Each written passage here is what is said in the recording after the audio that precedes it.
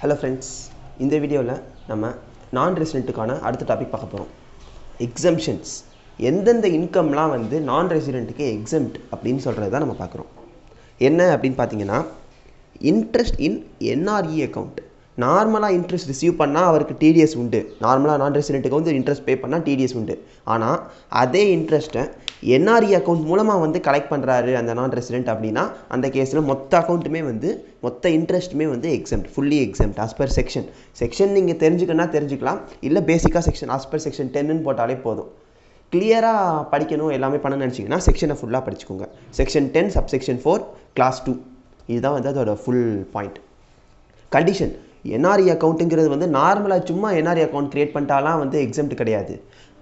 FEMA ரெகுலேஷன்ஸில் சொல்லப்படுற கண்டிஷன்ஸை ஃபாலோ பண்ணி என்ஆர்இ அக்கௌண்ட் ப்ரிப்பேர் பண்ணாதான் அந்த கேஸில் வந்து அந்த இன்ட்ரெஸ்ட் வந்து எக்ஸம்ட் ஆகும். Next, remuneration received by officials of embassy of foreign state. நம்ம நாட்டிலேருந்து படித்து இந்த டிப்ளமா வாங்கி அந்த நாட்டில் போய் எம்பசியாக இருப்பாங்க தெரியுமா, அஃபிஷியலாக இருப்பாங்க இல்லை எம்பசியாக இருப்பாங்க. அந்த எம்பசி வந்து ரிசீவ் பண்ணுற ரெமுனரேஷன் வந்து fully exempt as per section 10(6) clause 2. இது வந்து செகண்ட் பாயிண்ட். பட் இந்த இதுக்கு வந்து கண்டிஷன் இருக்குது.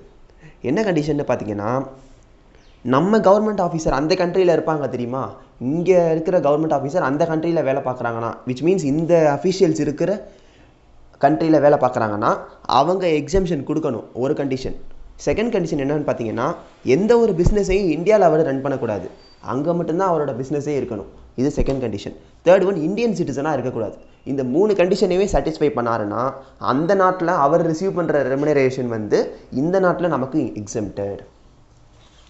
அடுத்து, remuneration received by foreign national. நம்ம இந்தியன் ரெசிடென்ட் கிடையாது, ஃபாரின் நேஷனல் வந்து ரிசீவ் பண்ணுற ரெமுனரேஷன் வந்து நமக்கு வந்து இங்கே நம்ம நாட்டில் வந்து எக்ஸம்டட். பட் கண்டிஷன் என்னென்னு பார்த்தீங்கன்னா, இந்த ஃபாரின் நேஷனல் வந்து எந்த ஒரு பிஸ்னஸுமே இந்தியாவில் வச்சுருக்கக்கூடாது, ஃபஸ்ட்டு கண்டிஷன். செகண்ட் ஒன் பார்த்தீங்கன்னா, 90 டேஸ்க்கு மேலே வந்து ஸ்டே பண்ணியிருக்கக்கூடாது. 90 டேஸ்க்கு மேலே ஸ்டே பண்ணிட்டாருன்னா இந்த எக்ஸம்ஷன் கிடையாது. 90 டேஸ் வரைக்கும் ஸ்டே பண்ணிக்கலாம், பிரச்சனை இல்லை. அடுத்தது பார்த்தீங்கன்னா, இந்த ரெமுனரேஷன் வந்து எம்ப்ளாயரோட இன்கம் இருக்கும் பார்த்தீங்களா, அதுலேருந்து எக்ஸ்பென்ஸுங்கிற பேரில் டிடெக்ட் பண்ணியிருக்கக்கூடாது. இது கொஞ்சம் ட்விஸ்டான பாயிண்ட், புரியுமான்னு தெரில.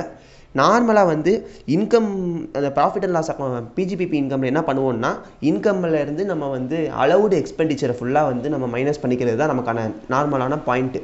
பட் இந்த கேஸில் இந்த ஃபாரின் நேஷனல் வந்து எக்ஸம்ஷன் கிளைம் பண்ணணும்னா, எம்ப்ளாயர் அவரோட இன்கம் ஸ்டேட்மெண்ட் இருக்கும்ல, இன்கம் டேக்ஸ் ஸ்டேட்மெண்ட் இருக்கும். அந்த ஸ்டேட்மெண்ட்டில் வந்து இவங்க இந்த ஃபாரின் நேஷனலோட ரெமுனரேஷன் அது இது வந்து எனக்கு ஒரு பிஸ்னஸ் எக்ஸ்பெண்டிச்சர் தான் அப்படின்னு சொல்லி கழிச்சிருக்கக்கூடாது. கழிச்சிருந்தா இவர் கிளைம் பண்ண முடியாது. அவர் ஏற்கனவே கழிச்சிட்டாருன்னா என்ன அர்த்தம்னா, இவரோட எக்ஸம்ஷன் அவர் கிளைம் பண்ணிட்ட மாதிரி அசம்ஷன். அதனால தான் வந்து அவர் கழிச்சிட்டா இவருக்கு கிடையாது. 4வது பாயிண்ட், எப்பவும் போல் அவர் வந்து இந்தியன் சிட்டிசனாக இருக்கக்கூடாது. இந்த 4 கண்டிஷனையும் சாட்டிஸ்ஃபை பண்ணாருன்னா ஒரு ஃபாரின் நேஷனல் வந்து இங்கே நம்ம நாட்டில் ரிசீவ் பண்ணுற ரெமுனரேஷனுக்கு வந்து இங்கே டேக்ஸ் கட்ட தேவையில்லை. அவர் நாட்டில் கட்டுவாரா இல்லையாங்கிறது நமக்கு தேவையில்லை. ஏன்னா நம்ம படிக்கிறதெல்லாம் இந்தியன் இன்கம் டேக்ஸ் தான். ஸோ வந்து நம்ம அவர் நாட்டில் கட்டுறாரோ இல்லையோ அது அவங்க நாட்டோட வேலை. நம்ம நாட்டில் இவருக்கு வந்து எந்த ஒரு டேக்ஸும் கிடையாது. அடுத்து, சேலரி ரிசீவ்டு பை நான் ரெசிடெண்ட். ஒரு நான் ரெசிடெண்ட் ரிசீவ் பண்ணுற சேலரிக்கு வந்து டேக்ஸ் இருக்கா அப்படின்னு கேட்டால் இல்லை, எக்ஸம்டட் தான். பட் கண்டிஷன் இருக்குது. ஃபாரின் ஷிப்பில் வந்து ஏதாச்சும் ஒரு கனெக்ஷன் இருக்கணும் அவருக்கு. ஏதோ ஒரு போஸ்ட்டாக இருக்கணும், மாஸ்டராக இருக்கலாம், என்னவா வேணாலும் இருக்கலாம். பட் ஏதோ ஒரு கனெக்ஷன் இருக்கணும் ஃபாரின் ஷிப் கூட. இன்னொன்று, 90 நாளைக்கு மேலே வந்து அவர் வந்து ஸ்டே பண்ணியிருக்கக்கூடாது. இந்த 2 கண்டிஷனையும் சாட்டிஸ்ஃபை பண்ணாருன்னா இந்த நான் ரெசிடெண்ட் ரிசீவ் பண்ணுற சேலரி வந்து ஃபுல்லி எக்ஸம்டட். அடுத்து, remuneration received by foreign government employees. Foreign government employees receive பண்ணுற ரெமுனரேஷனுக்கு வந்து நம்ம நாட்டில் வந்து டேக்ஸ் கிடையாது. பட் கண்டிஷன்ஸ் இருக்குது. அந்த சர்வீஸை வந்து சும்மா நார்மலாக வந்து யாருக்காச்சும் பண்ணாலாம் வந்து எக்ஸம்டட் கிடையாது. அதை யாருக்கு பண்ணணும்னா, இந்த எம்ப்ளாயீஸ் யாருக்கு அந்த சர்வீஸை பண்ணணும்னா, ஒன்று கவர்மெண்ட்டுக்கு பண்ணணும், நம்மளோட ஸ்டேட் கவர்மெண்ட் ஆர் சென்ட்ரல் கவர்மெண்ட்டுக்கு பண்ணணும். இல்லை company owned by state government or central government, government companies இருக்கும்ல, அந்த கவர்மெண்ட் கம்பெனிஸ்க்கு பண்ணணும். இல்லைன்னா அந்த கவர்மெண்ட் கம்பெனியோட சப்சிடரி கம்பெனிக்கு பண்ணணும். ஆர் ஸ்டாச்சுட்டரி கார்பரேஷனுக்கு பண்ணணும். இல்லை society wholly financed by corporate and central government or state government. Wholly ஃபைனான்ஸ்டுனா அந்த பர்டிகுலர் அந்த சொசைட்டிக்கான மொத்த ஃபைனான்ஸுமே வந்து கொடுத்தது யாருன்னா சென்ட்ரல் கவர்மெண்ட் ஆர் ஸ்டேட் கவர்மெண்ட்டாக இருந்துச்சுன்னா அவங்களுக்கு பண்ணலாம். இந்த 5 கண்டிஷனில் யாராச்சும் ஒரு ஆளுக்கு சர்வீஸ் ப்ரொவைட் பண்ணாதான் இந்த ஃபாரின் கவர்மெண்ட் எம்ப்ளாயீஸ் பண்ணுற சர்வீசஸுக்கான ரெமுனரேஷனுக்கு வந்து நம்ம நாட்டில் டேக்ஸ் கட்ட தேவையில்லை. அடுத்து income received by foreign government. ஃபாரின் கவர்மெண்ட்டே வந்து இன்கம் ரிசீவ் பண்ணுதுன்னா அந்த கேஸில் வந்து அது வந்து எக்ஸம்டட். பட் கண்டிஷன்ஸ் இருக்குது. ஒன்று என்னென்னா, அதை ரிசீவ் பண்ணுறாங்கல்ல, யார்கிட்டேருந்து ரிசீவ் பண்ணியிருக்கணும்னா ஒரு இந்தியன் கம்பெனிட்டேருந்து தான் பண்ணியிருக்கணும். அந்த இந்தியன் கம்பெனியோட பிஸ்னஸ் என்னவாக இருக்கணும்னா aircraft operation. So aircraft operate பண்ணுற ஒரு இந்தியன் கம்பெனிட்டேருந்து ஃபாரின் கவர்மெண்ட் வந்து இன்கம் ரிசீவ் பண்ணுறாங்கன்னா அது ஃபுல்லி எக்ஸம்டட். செகண்ட் கண்டிஷன் பார்த்தீங்கன்னா, அக்ரிமெண்ட் வந்து 31/3/2007 அப்புறமா போட்டிருக்கணும். இது எதுக்காண்டின்னு கேட்டிங்கன்னா, இந்த டேட் இருக்கா, இந்த டேட்டில் தான் இந்த புது எக்ஸாம்ஷனே கொண்டு வந்தாங்க. அதனால தான் இந்த டேட் வந்து அக்ரிமெண்ட் ஆஃப்டர்னு சொல்கிறாங்க. நம்ம இப்போ படிப்போம்ல, இது வந்து நமக்கு அடுத்த வருஷத்துலேருந்து அப்ளிகபிள், இந்த அசஸ்மெண்ட் இயருக்கு அப்ளிகபிள்னு. அதே மாதிரி நீங்கள் 2007 படிக்கிற கேண்டிடேட்ஸ் இருந்தீங்கன்னா உங்களுக்கு தெரிஞ்சிருக்கும், அந்த வருஷத்தில் இது அமெண்ட்மெண்ட்டாக வந்திருக்கும். நெக்ஸ்ட்டு இந்த அக்ரிமெண்ட்டை வந்து சென்ட்ரல் கவர்மெண்ட் அப்ரூவ் பண்ணியிருக்கணும். லாஸ்ட் ஒன் வந்து இந்தியன் கம்பெனி டேக்ஸ் பே பண்ணியிருக்கணும். இந்தியன் கம்பெனி டேக்ஸை பே பண்ணிட்டா தான் அந்த பர்டிகுலர் இன்கம் வந்து ஃபாரின் கவர்மெண்ட்டுக்கு எக்ஸம்டட், இல்லைன்னா ஃபாரின் கவர்மெண்ட்டுக்கு டேக்ஸபிளாக இருக்கும். Next one, income from project connected with security of India. நம்ம செக்யூரிட்டி இருக்குல்ல, நம்ம இந்தியன் செக்யூரிட்டி இருக்குல்ல, மிலிட்ரி, ஏர்ஃபோர்ஸ், அப்புறம் பப்ளிக் ஹார்மனி, இது ரிலேட்டடாக இருக்கிற ப்ராஜெக்ட்ஸுக்கான ப்ராஜெக்ட்ஸ்லேருந்து வர்ற இன்கம்க்கு வந்து எக்ஸம்டட். பட் வந்து அதுக்கு கண்டிஷன்ஸ் இருக்குது. ஃபஸ்ட் ஒன் என்னென்னு பார்த்தீங்கன்னா, அந்த இன்கம் வந்து ஃபாரின் என்டர்பிரைஸ் ரிசீவ் பண்ணியிருக்கணும். அந்த ஃபாரின் என்டர்பிரைஸோட பர்பஸ், அவங்க பண்ணுற சர்வீஸோட பர்பஸ் என்னவாக இருக்கணும்னா நம்ம நாட்டோட செக்யூரிட்டி பர்பஸாக இருக்கணும். அந்த 2 கண்டிஷன் சாட்டிஸ்ஃபை பண்ணிச்சுன்னா ஆட்டோமேட்டிக்காக வந்து அந்த பர்டிகுலர் இன்கம் வந்து எக்ஸம்டட். அப்புறம் other exempted income. First one, cooperative technical assistance programme. இந்த கோஆப்ரேட்டிவ் டெக்னிக்கல் அசிஸ்டன்ஸ் ப்ரோக்ராம்னால் என்னென்னா, நம்ம நாட்டுக்கு வந்து டெக்னாலஜிக்கல் டெவலப்மெண்ட் அந்தளவுக்கு இல்லைன்னா அந்த டெக்னாலஜியை வந்து நம்ம வேறு நாட்டிலேருந்து வந்து வாங்கிக்கலாம், பர்ச்சேஸ் பண்ணிக்கலாம். இந்த கேஸில் அந்த பர்டிகுலர் டெக்னாலஜிலேருந்து வர்ற இன்கம், அவங்களுக்கு வர்ற இன்கமுக்கு நம்ம நாட்டில் வந்து டேக்ஸ் கிடையாது. அது வந்து ஒரு எக்ஸம்டட் அண்டர் செக்ஷன் 10(8). கண்டிஷன்ஸ் பார்த்தீங்கன்னா, உண்மையாகவே அந்த பணத்தை வந்து அவங்க வந்து நான் ரெசிடென்ட்ஸ் வந்து ரிசீவ் பண்ணியிருக்கணும், ஃபஸ்ட்டு கண்டிஷன். செகண்ட் ஒன் வந்து ப்ரொவைடிங் டெக்னாலஜி அண்ட் ஸ்கில்ஸ். அவங்க நமக்கு டெக்னாலஜியும் ஸ்கில்ஸும் வந்து ப்ரொவைட் பண்ணியிருக்கணும். இப்போ தானே பார்த்தோம், நம்ம டெக்னிக்கல் சிஸ்டம்ஸ்னால் டெக்னாலஜின்னு பார்த்தோம், அந்த டெக்னிக்கல் நமக்கு ப்ரொவைட் பண்ணியிருக்கணும். தேர்ட் ஒன் வந்து ரெமுனரேஷன். அவங்களுக்கான ரெமுனரேஷனை வந்து ஃபாரின் கவர்மெண்ட் பே பண்ணியிருக்கணும். நம்ம கவர்மெண்ட் பே பண்ணால் அது வந்து இங்கே டேக்ஸபிள் தான். ஃபாரின் கவர்மெண்ட் ரெமுனரேஷன் பே பண்ணியிருந்தால் தான் அது நமக்கு இங்கே எக்ஸம்டட். நெக்ஸ்ட் ஒன் பார்த்தீங்கன்னா, consultant remuneration.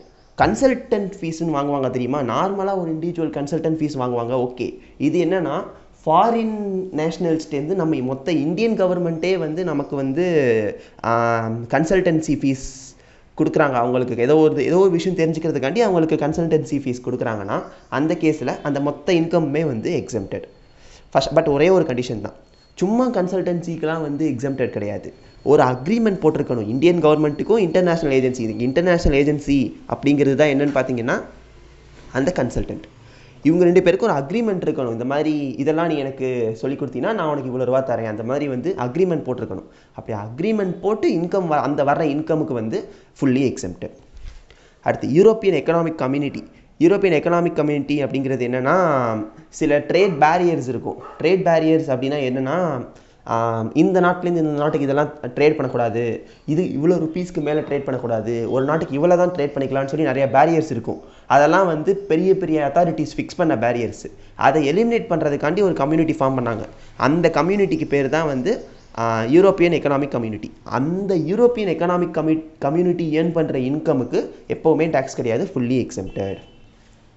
Next one, income derived by SAARC fund for regional projects. SAARC அப்படின்னா எல்லாருக்குமே உங்களுக்கு தெரியும், South Asian association for regional cooperation படிச்சிருப்போம்.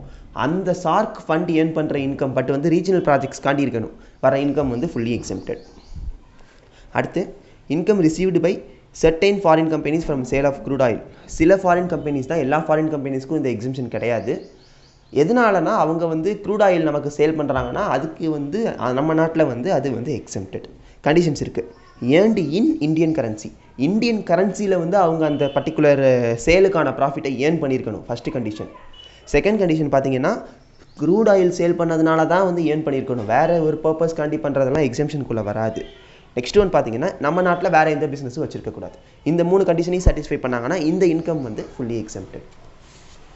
அடுத்து பார்த்தீங்கன்னா income received on account of storage and sale of crude oil. முதல் வந்து சேல் பார்த்தோம். இப்போ வந்து ஸ்டோரேஜ், நம்ம நாட்டில் வந்து ஒரு க்ரூட் ஆயிலை ஸ்டோரேஜ் பண்ணி வைக்கிறதுக்காண்டி வந்து ஒரு இன்கம் ரிசீவ் பண்ணுறாங்க அப்படின்னா அந்த இன்கம் வந்து ஃபுல்லி எக்ஸம்ப்டட். பட் கண்டிஷன்ஸ் வந்து இந்த ஸ்டோரேஜ் பர்பஸ் வந்து ஒரு ரெசிடென்ட்டு தான் கொடுக்கணும், இன்னொன்று நான் ரெசிடென்ட்டை கொடுத்தா அதுக்கு வந்து இந்தியனில் வந்து எக்ஸம்ப்டட் கிடையாது, ஒரு ரெசிடென்ட்டை தான் கொடுக்கணும். அந்த ஸ்டோரேஜுக்கான அக்ரிமெண்ட்டை வந்து சென்ட்ரல் கவர்மெண்ட் அப்ரூவ் பண்ணியிருக்கணும். இந்த 2 கண்டிஷனும் சாட்டிஸ்ஃபை ஆச்சுன்னா ஆட்டோமேட்டிக்காக இந்த ஸ்டோரேஜ்லேருந்து ஏர்ன் பண்ணுற அந்த இன்கம் வந்து ஃபுல்லி எக்ஸம்ப்டட்.